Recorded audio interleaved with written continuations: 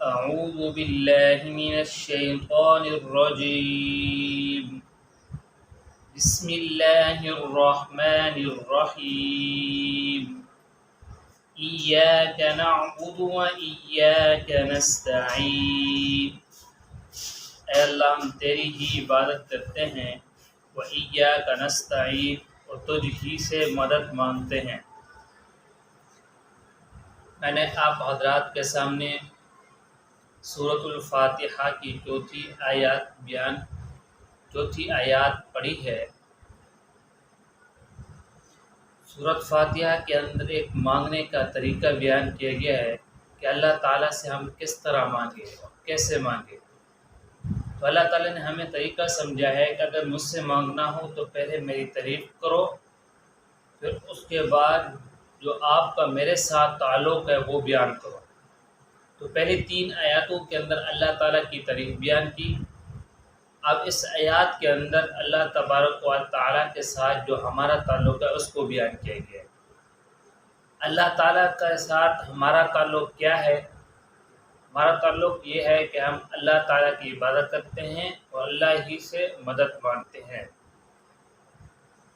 عبادت صرف اللہ تعالیٰ ہی کی کرنی چاہیے، اللہ تعالیٰ کے علاوہ کسی اور کی نہیں کرنی چاہیے۔ کوئی اور ذات ایسی نہیں ہے جو عبادت کے مستحق ہے، صرف عبادت کے جو مستحق ہے وہ اللہ تعالیٰ ہی کی ذات ہے، اور مدد ہی اللہ تعالیٰ سے مانگنا چاہیے اور اللہ تعالیٰ کے علاوہ کسی اور سے نہیں مانگنا چاہیے۔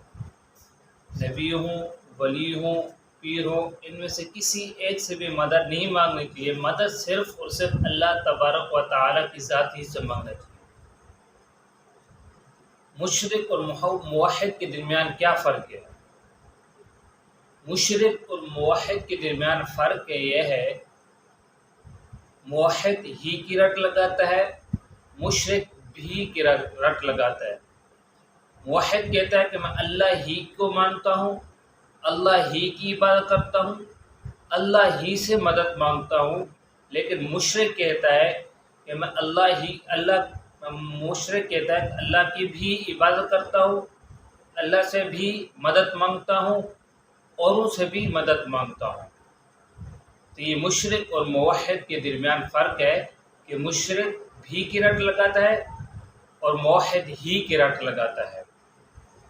یہاں پر ایک بات سمجھنا، نقطہ سمجھنا کہ اللہ تعالیٰ نے فرمایا ایاک نعبد و ایاک نستعین۔ نعبد و نستعین یا جمع کا صیغہ لیا ہے۔ یہ بات تو سمجھ آتی ہے جب ہم امام کے پیچھے نماز پڑھ رہے ہوں، اس وقت سب ہم عبادت کے اندر آ جاتا ہے کہ ہم سب اللہ تعالیٰ سے مدد مانگ رہے ہوتے ہیں۔ جب ہم اکیلے نماز پڑھ رہے ہوتے ہیں تو اس وقت ہمیں یہ کہنا چاہیے نا کہ ایاک اعبد و ایاک استعین، کہ اللہ تعالیٰ میں تیری عبادت کرتا ہوں، میں تیرے سے ہی مدد مانگتا ہوں۔ جب ہم سنتے پڑھ رہے ہوں یا نفلیں پڑھ رہے ہوں، تہجد پڑھ رہے ہوں، اکیلے ہوں تو پھر اعبد کہنا چاہیے تھا، یہ نعبد کیوں کہتے ہیں؟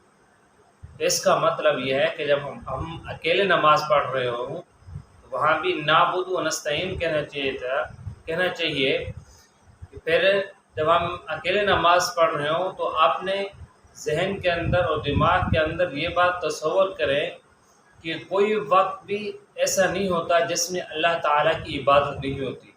کوئی نہ کوئی شخص ہر وقت اللہ تعالیٰ کی عبادت کر رہا ہوتا ہے۔ جب ہم اکیلے نماز پڑھ رہے ہوں تو ہم ان لوگوں کو بھی شامل کر لیں جو اللہ تعالیٰ کی عبادت کر رہے ہوتے ہیں ہر وقت، نیک لوگ ہو گئے، فرشتے ہو گئے۔ جب ہم ان لوگوں کو اپنی عبادت کے اندر شامل کریں گے تو جب ان لوگوں کی عبادت قبول ہو جائے گی تو اللہ تعالیٰ ان کے صدقے ہماری بھی عبادت قبول و منظور فرمائے گا۔ تو اس کا مطلب یہ ہے ایاک نعبد و ایاک نستعین، اللہ ہم تیری ہی عبادت کرتے ہیں اور تجھ ہی سے مدد مانگتے ہیں۔ مدد بھی صرف اللہ تعالیٰ کی ذات ہی سے مانگنا چاہیے۔